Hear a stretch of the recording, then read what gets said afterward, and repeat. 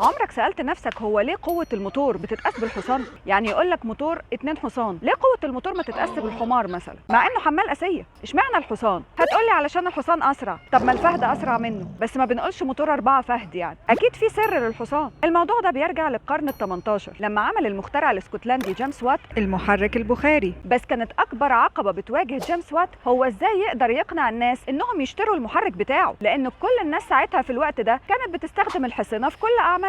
ثانية واحدة، انت قلت حصنة بس، يبقى هي دي الطريقة اللي هنقنع الناس ان هم يشتروا الموتور بيها. هنخترع وحدة قياس جديدة تربط بين قوة المحرك وقوة الحصان فالناس تقتنع. جاب اقوى واشهر انواع الخيول اللي كانت بتستخدم في مناجم الفحم وقتها، وبقى بيحسب الحصان الواحد يقدر يشيل وزن قد ايه ويمشي بيه مسافة قد ايه في وقت قد ايه، وبشوية حسابات معينة قدر يعرف الموتور بتاعه يقدر يعمل شغل كام حصان، والناس فعلا اقتنعت. ودي كانت من انجح الافكار التسويقية اللي اتعملت في الوقت ده.